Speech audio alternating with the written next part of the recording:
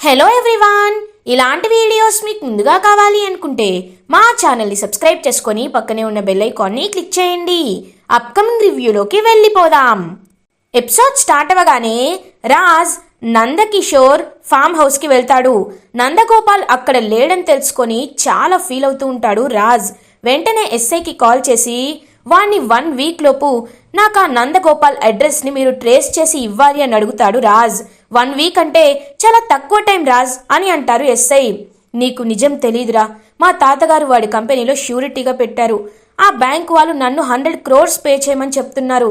వాళ్ళకి నేను పే చేయాలంటే ఎక్కడి నుండి సడన్గా అంత డబ్బు తీసుకురావాలో నాకు అర్థం కావట్లేదు. కాబట్టి వాడిని నేను త్వరగా పట్టుకుంటే వాడిని ఖచ్చితంగా బ్యాంకు వాళ్ళకి పోలీసులకి మీకు అప్పచెప్తే వాడి నుండి ఆ బ్యాంక్ వాళ్ళు రికవర్ చేసుకుంటారు. కాబట్టి నాకు ఈ ఒక్క హెల్ప్ చేయి అని అడుగుతాడు రాజ్ ఎస్ఐని. సరేరా, నువ్వు చెప్పినట్టే I will try my level best అని చెప్పి కాల్ కట్ చేస్తారు ఎస్ఐ. రాజ్ ఆలోచనలో పడతాడు. ఇప్పుడు ఏం చేయాలి, ఎవరిని సహాయం అడగాలి? పోలీస్ ఎంక్వైరీ ఇన్వెస్టిగేషన్ అంటే చాలా టైం పడుతుంది. ఈ విషయం ఎవరితో షేర్ చేసుకోవాలి అని బాధపడుతూ ఉంటాడు రాజ్. రాజ్ ఇంటికి రీచ్ అవుతాడు. అలా ఇంకా రాజ్ చాలా డల్గా మూడీగా ఉంటాడు. కావ్య అప్పుడే రాజ్ దగ్గరికి వస్తుంది. ఏమండి, భోజనం చేస్తారా అని అడుగుతుంది. రాజ్ ఏమీ మాట్లాడకుండా సైలెంట్గా ఉంటాడు.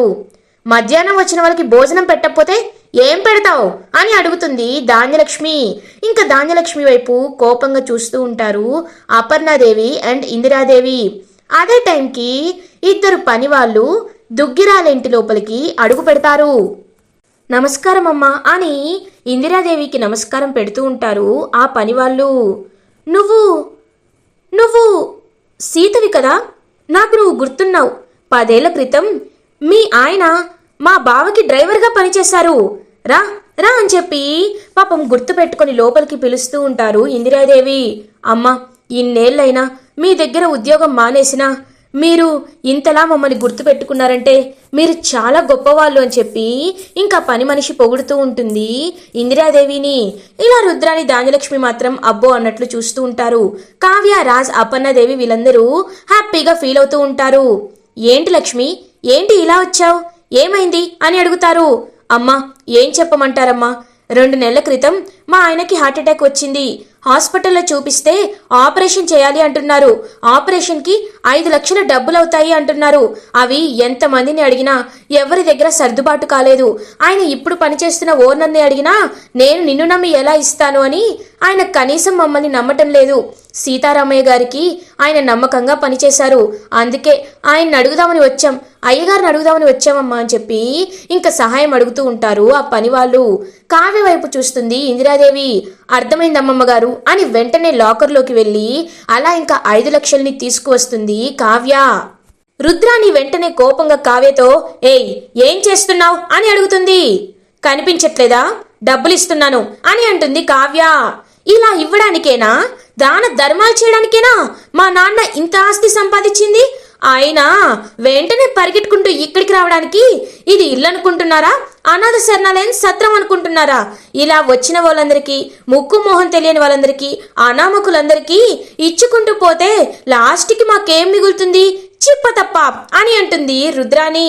ఇంకా ఇందిరాదేవి ఆ డబ్బుల్ని వాళ్ళకి ఇస్తూ మీరు వెళ్ళండి అమ్మా అని చెప్తుంది. ధాన్యలక్ష్మి కోపంగా చూస్తూ ఉంటుంది. అలా ఇంకా పనివాళ్ళు మీ రుణం ఎప్పటికీ తీర్చుకోలేమమ్మా అని చెప్పి దండం పెట్టి అక్కడి నుండి ఆ 5 lakhs తీసుకొని వెళ్ళిపోతారు. ఏంటి రుద్రాని, ఏం మాట్లాడుతున్నావు నువ్వు?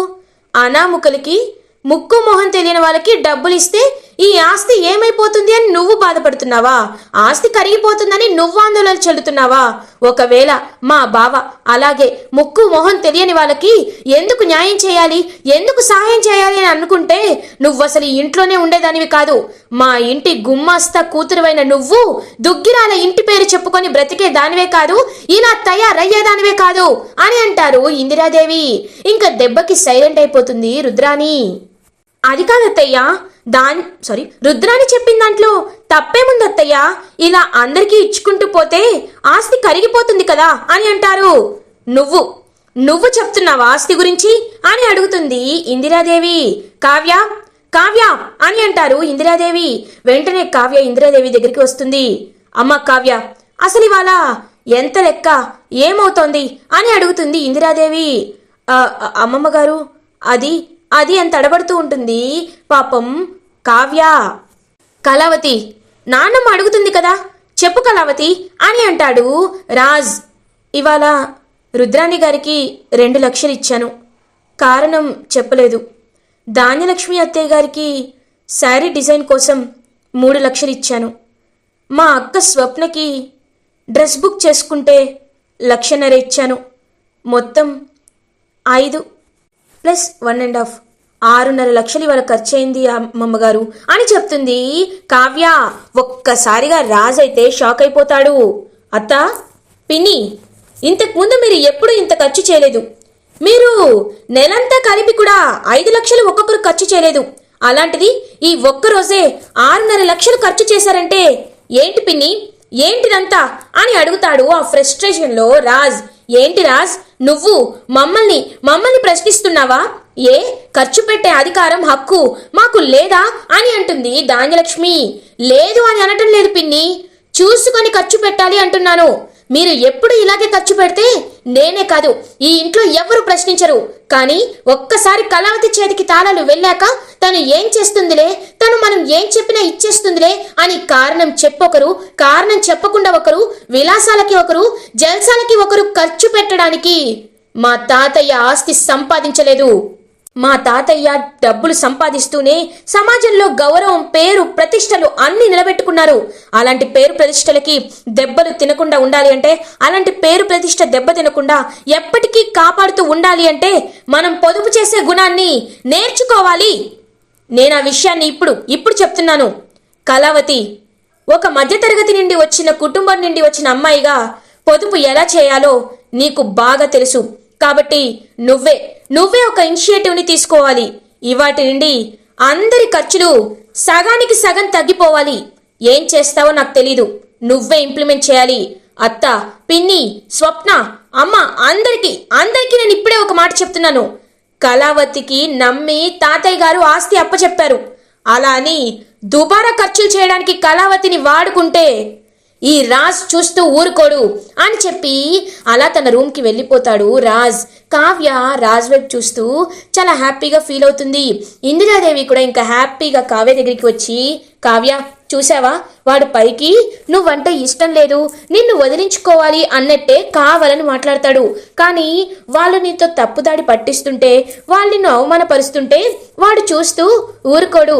అయినా ఏంటి రుద్రాణి, ధాన్యలక్ష్మి, మీరు కావాలని ఈ నోరు లేని అమాయకురాన్ని చేసి కావ్యతో ఆడుకుంటున్నారా? కావ్య, ఇప్పుడు చెప్తున్నాను, నీ ఇష్టం. నువ్వు ఎలాంటి హుకుం జారీ చేసినా ఇక్కడ అందరూ పాటించాల్సిందే. ఒక్కరు పాటించకపోయినా వాళ్ళకి లెంపకాయలు పడతాయని చెప్పి అక్కడి నుండి వెళ్ళిపోతారు ఇందిరాదేవి. అమ్మమ్మ గారు, ఆయన చెప్పారు కాబట్టి నేను ఇప్పుడు ఒక నిర్ణయం తీసుకుంటున్నాను. ఈ ఇంట్లో అందరికీ సంబంధించిన ఖర్చులు నేనే చూసుకుంటాను. మీకు సపరేట్గా మీ పర్సనల్ ఖర్చులు ఏదైనా ఉంటే అవి 1 లక్ష రూపాయలు దాటకూడదు. అందరికీ కలిపి 1 లక్ష రూపాయలు దాటకూడదు. దాటేలా అయితే నేను డబ్బులే ఇవ్వను. కాబట్టి బాగా ఆలోచించుకొని అవసరమైతేనే నా దగ్గరికి వచ్చి డబ్బు అడగండి, అప్పుడు నేను ఇస్తాను అని చెప్పి అక్కడి నుండి వెళ్ళిపోతుంది కావ్య. అనవసరంగా దీని జోలికి వెళ్ళినట్టున్నాం. రాజ్ ఇలా చేశాడు, ఇప్పుడు ఆ కావ్య అస్సలు తగ్గట్లేదు అంటుంది. ఇప్పుడు ఏం చేయాలి? కనీసం రోజుకు 1 లక్ష రూపాయలు తీసుకోకపోతే నా వల్ల కాదే. అలాంటిది ఇప్పుడు అందరికీ కలిపి 1 లక్ష అంటే నాకు 5,000 కూడా రాదేమో. నేనే ఇదంతా మొదలు పెట్టాను అని బాధపడుతూ ఉంటుంది రుద్రాణి.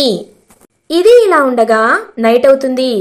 రాజ్ ఆ 100 crores విషయాల గురించే ఆలోచిస్తూ ఎలా అప్పుని రీపే చేయాలి. వీడేమో ఫోన్ లిఫ్ట్ చేయటం లేదు, అవుట్ ఆఫ్ కవరేజ్ ఏరియా అని వస్తుంది. వీడిని ఎలా పట్టుకోవాలో అర్థం కావట్లేదు.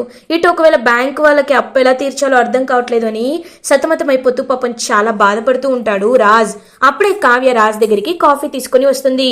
ఏమండి కాఫీ అని అంటుంది. నాకు ఇప్పుడేమీ తాగాలని లేదు, వెళ్ళు అని అంటాడు. మీరు మధ్యాహ్నం సరిగ్గా భోజనం కూడా చేయలేదండి, ఈ కాఫీ తాగండి అని అంటుంది. పాపం తెలియక కావ్య, ఏయ్ చెప్తుంటే అర్థం కాదా, నా తల పగిలిపోతుంది, నువ్వు ఇక్కడి నుండి వెళ్ళు అని అంటాడు రాజ్. తల పగిలిపోయేంత తలనొప్పి వస్తుంటే ఒక 4 సిప్లు కాఫీ తాగారనుకోండి, తలనొప్పి ఇట్టే మాయమైపోతుంది. తీసుకోండి అని అంటుంది కావ్య. ఏంటి అందరూ మీకు నచ్చినట్టే మాట్లాడుతున్నారు, నాకు నచ్చినట్టు నేను మాట్లాడకూడదా, నాకు నచ్చినట్టు నేను ఉండకూడదా? ఏ నువ్వు కూడా ఫైన్ వేస్తావా? చెప్పు ఎంత కట్టాలి? 1 2 కోట్ల 100 కోట్ల అని అంటాడు రాజ్ ఫ్రస్ట్రేటంగా. ఏంటి ఏమంటున్నారండి? నాకేమీ అర్థం కావట్లేదు. చూడండి అని కాఫీ పక్కన పెట్టి రాజ్ దగ్గరికి వచ్చి, మీరు ఏదో విషయంలో బాధపడుతున్నారండి, నాకు అది అర్థమవుతుంది. అసలు ఏమైందో నాకు చెప్పండి. ఒకవేళ నాకు ఏదైనా ఆలోచన వస్తే నేను మీకు ఖచ్చితంగా సహాయపడగలను అనిపిస్తుంది. చెప్పండి అసలు ప్రాబ్లం ఏంటండి అని అడుగుతుంది. చెప్తాను కళావతి. అసలు ఏం జరిగిందంటే ఇవాళ మార్నింగ్ మన ఆఫీస్కి వీళ్ళు వచ్చారు, బ్యాంకు వాళ్ళు వచ్చి ఖచ్చితంగా 100 కోట్లు మనం కట్టాలి అని చెప్తున్నారు. నేను ఒక్కసారిగా షాక్ అయిపోయాను. అసలు 100 కోట్లు మనం కట్టడం ఏంటని. ఎండి గ్రూప్ ఆఫ్ కంపెనీస్ ఎండి అయిన నందగోపాల్ ఫ్రాడ్స్టర్. వాడు చాలామంది దగ్గర ఇలాగే ఫ్రాడ్యులెంట్ యాక్టివిటీస్తో మొత్తం అందరి దగ్గర డబ్బులు తీసుకొని వెళ్ళిపోయాడు. అలాంటి వాడు ఇప్పుడు ఎక్కడున్నాడో తెలీదు. సెక్యూరిటీ గార్డ్ని అడిగితే ఫారిన్ వెళ్ళిపోయాడు అని చెప్తున్నారు. వాడిని పట్టుకోవడానికి 1 వీక్ టైం పడుతుందని ఎస్ఐ చెప్తున్నారు. 10 డేస్ లోపు మనం అప్పు రీపే చేయాలి, 100 కోట్లు కట్టాలి. వాడిని పట్టుకుంటే ప్రాబ్లం ఉండదు, పట్టుకోకపోతే 100 crores పే చేయాలి. ఇప్పటికిప్పుడు 100 crores ఎలా పే చేయాలో నాకు అర్థం కావట్లేదు కళావతి. పే చేయను, నాకు సంబంధం లేదు అంటే తాతయ్య గారి పరువు పోతుంది. చిన్నప్పటి నుండి నాకు తాతయ్య నేర్పించింది అది కాదు. ప్రాణం పోయినా ఎప్పుడు పరువు నిలబడుతూనే ఉండాలి. మన వల్ల ఎదుటి వాళ్ళు ఇబ్బంది పడకూడదు. కావ్య ఆలోచనలో పడుతుంది. ఏమండి మీరు చెప్పిందంతా విన్నాక నాకు అర్థమైంది. వాణ్ణి మనం పట్టుకుంటే ఇప్పుడు 100 కోట్ల సమస్య నుండి బయటపడతాం, తాతయ్య గారి పరువు కూడా నిలబడుతుంది. అంతే కదా? ఒకసారి వాడికి ఫోన్ చేయండి అని అంటుంది కావ్య. ఇందాకటి నుండి ట్రై చేస్తూనే ఉన్నాను కళావతి, వాడి నంబర్ అవుట్ ఆఫ్ ఏరియా అని వస్తోంది అని అంటాడు. ఒక్కసారి ఫోన్ చేయండి, ఒకవేళ ఇప్పుడు సిగ్నల్స్ ట్రేస్ అయ్యాయేమో అని అంటుంది కావ్య. సరే స్పీకర్లో పెడతాను విను అని రాజ్ ఫోన్ చేస్తాడు. ఈ నంబర్ అవుట్ ఆఫ్ కవరేజ్ ఏరియాలో ఉంది అని చెప్పి తెలుగులో వినపడుతుంది. ఒక్కసారిగా కావ్య అది విని షాక్ అయిపోతుంది. ఏమండి వాడు ఫారెన్ వెళ్ళిపోయారన్నారు అని అంటుంది. అవును, 2 గంటల క్రితమే ఫారెన్ వెళ్ళిపోయాడని నేను వెళ్ళినప్పుడు సెక్యూరిటీ గార్డ్ చెప్పాడు అని అంటాడు రాజ్. ఏమండి ఒకవేళ వాడు ఫారెన్ వెళ్తే వాడిది కస్టమర్ కేర్ ఇంగ్లీష్లో రావాలి, అంతేకాని తెలుగులో ఎందుకు వస్తుందండి? అంటే వాడు ఇక్కడే ఉన్నాడు అని అంటుంది కావ్య. ఒక్కసారిగా రాజ్ షాక్ అయిపోతాడు. నిజమే, out of network coverage area అని తెలుగులో వస్తోందంటే వాడు ఖచ్చితంగా మన స్టేట్ దాటైతే వెళ్ళుండడు. ఈ విషయం వెంటనే ఎస్ఐకి ఫోన్ చేసి చెప్తాను అని రాజ్ ఇంకా అలా ఎస్ఐకి ఫోన్ చేసి, ఎస్ఐ గారు వాడు ఇక్కడే ఉన్నాడు, ఖచ్చితంగా వాడు ఇక్కడే ఉన్నాడు అని చెప్పి ప్రూఫ్తో సహా చెప్తారు. వాడు రెస్ట్లో ఉంటున్న ఫామ్ హౌసెస్ అవన్నీ మేము వెతికిస్తాం, నువ్వేం కంగారు పడుకు రాజు అని చెప్పి చెప్తాడనమాట. అలా ఇంకా రాజుతో SI Kalavathi thank you so much, వాడి ఇన్ఫర్మేషన్ ఎలా అయినా పట్టుకుంటామన్నారు, ఖచ్చితంగా ఫామ్ హౌస్ అన్నిటినీ వెతికిస్తాము అంటున్నారు అని అంటాడు రాజ్. ఏవండి ఒక్కసారి వాడి వైపు నుండి ఆలోచించండి, వాడికి మీరు వాడిని వెతుకుతున్నారని అర్థమైపోయింది, అందుకే వెంటనే ఇన్ఫర్మేషన్ తెలిసిన తర్వాత వాడు ఫారెన్ వెళ్తున్నానని అబద్ధం చెప్పించి ఎక్కడో దాక్కున్నాడు.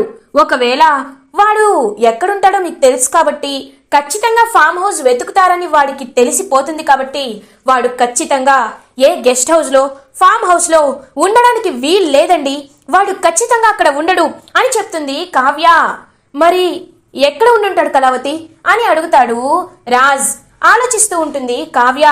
ఏమండి నా గెస్ ప్రకారం కరెక్ట్ అయితే వాడు ఖచ్చితంగా ఏదో ఒక సెక్యూరిటీ గార్డ్ ఇంట్లోనే ఉండి ఉంటాడు. ఎందుకంటే వాడికి ఏ హోటల్లో అయినా ఏ రూమ్స్లో అయినా ఎక్కడ చూసినా వాడిపై పోలీస్ సర్చింగ్ అనేది ఉంది కాబట్టి వాడు ఈజీగా దొరికిపోతాడని వాడికి తెలుసు. కాబట్టి వాడి బినామీనో వాడి ఫ్రెండో లేకపోతే వాళ్ళ సెక్యూరిటీ గార్డో ఎవరో ఒకరి ఇంట్లో వాడు ఉండుంటాడు. నాకు తెలిసి మ్యాక్సిమం సెక్యూరిటీ గార్డ్ వాళ్ళ ఇంట్లోనే ఉన్నాడని నాకు అనిపిస్తోంది అని కావ్య చెప్తుంది. ఇంకా రాజ్ అయితే రేపే వెళ్ళి మనం వాడిని రెడ్ హ్యాండెడ్గా పట్టుకుందామని చెప్పి ఇంకా కావ్య చాలా హ్యాపీగా ఫీల్ అవుతాడనమాట రాజ్ వైపు చూస్తూ. ఇదే ఇలా ఉండగా రుద్రాని రాహుల్ ఇద్దరు ఇంకా అటు ఇటు తిరుగుతూ ఉంటారు. ఏం చేయాలరా, ఇప్పుడు ఏం చేయాలి? ఆ కావ్య ఏమో రోజుకి 1,00,000 రూపాయలు అందరూ కలిసి వాడాలని పెట్టింది, ఉన్న డబ్బులేమో అంతా ఖర్చు పెట్టేశాం. రేపటి నుండి ఒక్క రూపాయి కూడా మన చేతికి దక్కదు. ఇప్పుడు ఏం చేయాలి? అయినా మా నాన్న ముసలాడున్నాడే, ఆయన తక్కువ పని ఎప్పుడు చేయడు. ఆ కావ్య మీద కాస్తంత రాసేయడం ఏంటి అని బాధపడుతూ ఉంటుంది. అలా ఇంకా రుద్రాణి, మోమ్, ఇలాంటి సమయాల్లోనే మనం తెలివిగా ఆలోచించాలి మోమ్ అని అంటాడు రాహుల్. ఏరా, ఏదైనా ప్లాన్ చేస్తున్నావా ఏంటి అని అడుగుతుంది రుద్రాణి. టెడిటింగ్, ఇటు చూడు అని అంటాడు రాహుల్.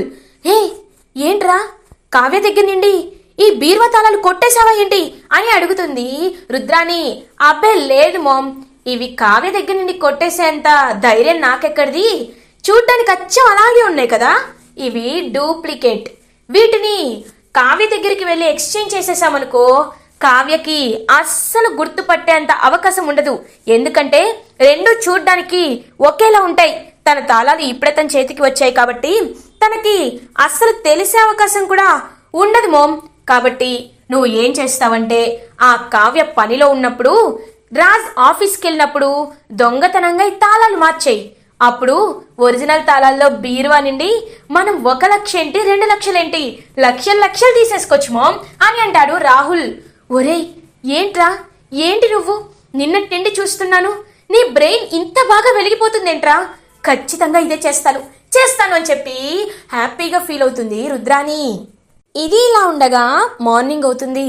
రాజ్, కావ్య ఇద్దరు కలిసి ఇంకా అలా సెక్యూరిటీ గార్డ్ వాళ్ళ ఇంటికైతే బయలుదేరుతారు. వాడిని అలా ఇంకా ఫాలో అవుతూ వెళ్తూ ఉంటారు. ఆ సెక్యూరిటీ గార్డ్ ఏమో సీక్రెట్గా ఒక ప్లేస్కి ఇంకా మొత్తం మొత్తం భోజనం ప్యాకెట్ అదంతా తీసుకొని అలా సీక్రెట్గా ఒక లోపలికి వెళ్తాడనమాట. ఇంకా రాజ్, కళావతి నువ్వు ఇక్కడే ఉండి నేను వెళ్ళొస్తాను అని అంటాడు. లేదండి, మీరు ఒక్కరే వెళ్తే అక్కడ డేంజర్గా ఉండొచ్చు, లోపల ఎవరెవరున్నారో మనకు తెలియదు కదా, కాబట్టి మీరు బ్యాక్ సైడ్ నుండి వెళ్ళండి, నేను ఇక్కడి నుండి వెళ్తాను, నేను ఎవరో వాళ్ళకి తెలియదు కదా అని చెప్పి ఇంకా కావ్య అయితే ఒక ప్లాన్ వేస్తుంది. అలా ఇంకా కావ్య అయితే ఆ సెక్యూరిటీ గార్డ్ దగ్గరికి వెళ్ళి, ఏవండి, నేను దారి మిస్ అయ్యాను, కాస్త వాటర్ ఇస్తారా అని చెప్పి అడుగుతూ ఉంటుంది. ఇంకా అప్పుడే తలుపు కొట్టేసరికి అలా నందగోపాల్ కూడా కావ్య వైపు చూస్తూ ఉంటాడు. ఎక్స్క్యూజ్ మీ, అడ్రస్ మిస్ అయ్యాను, కొంచెం వాటర్ తాగచ్చా అని అడుగుతుంది. వావ్, నువ్వు చాలా బ్యూటిఫుల్గా ఉన్నావు అని అంటాడు నందగోపాల్. ఏంటి అని అంటుంది. ఏం లేదు, బ్యూటిఫుల్గా ఉన్న వాళ్ళకి నేను ఆతిథ్యం ఇస్తాను అంటున్నాను. రే సెక్యూరిటీ, నువ్వు వెళ్ళిపో ప్లీజ్, కమిన్ అని ఇంకా చాలా వేరే దృష్టితో చూస్తూ ఉంటాడనమాట కావ్య వైపు ఆ నందగోపాల్. ఇంకా కావ్య అలా ఇబ్బందిగా వచ్చి సోఫాపై కూర్చుంటుంది. చెప్పండి, కాఫీ తీసుకుంటారా, టీ తీసుకుంటారా అని అడుగుతాడు నందగోపాల్. మంచినీళ్ళు చాలు అని అంటుంది.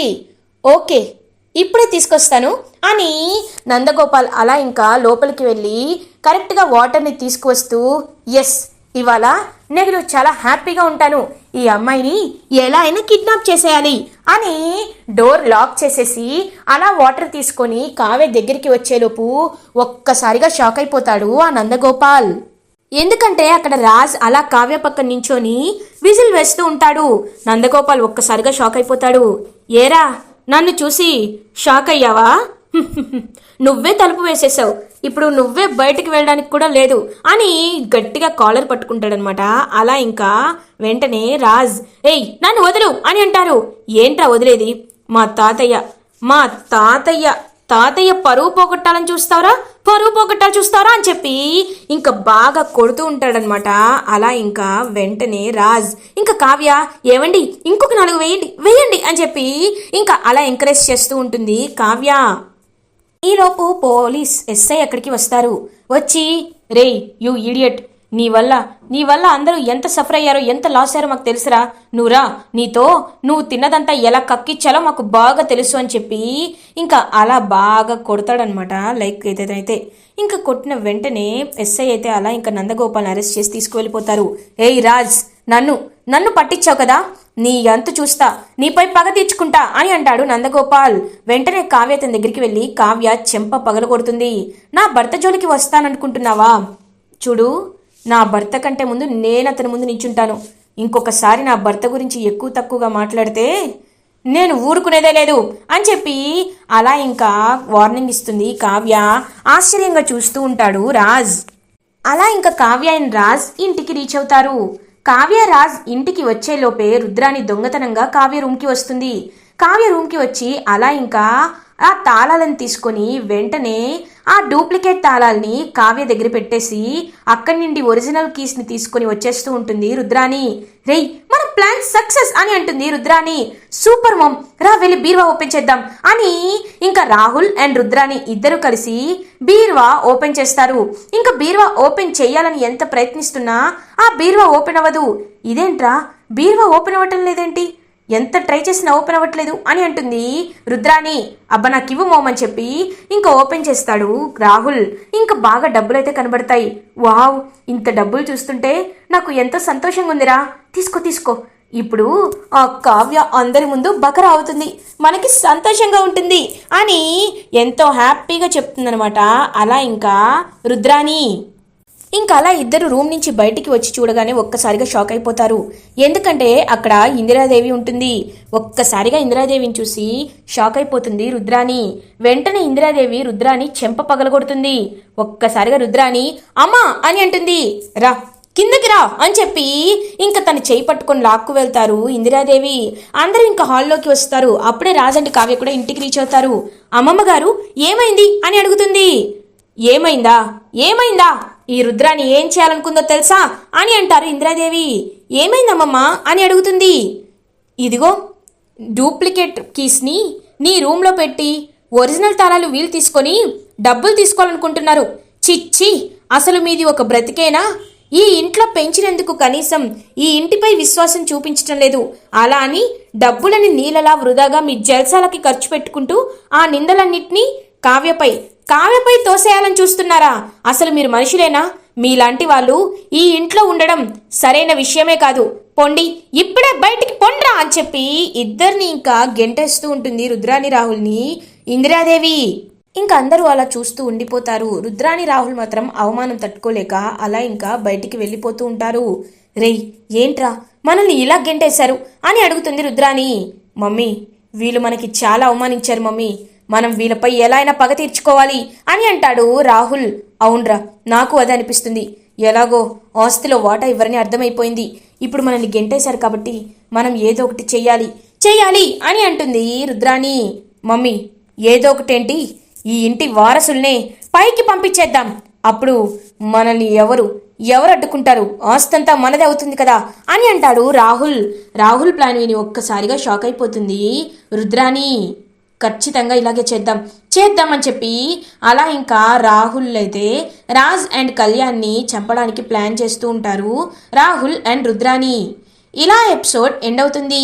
ఫర్దర్ ఎపిసోడ్ రివ్యూస్ ముందుగా మీకు కావాలి అనుకుంటే మా ఛానల్ని సబ్స్క్రైబ్ చేసుకోండి. Thanks for watching.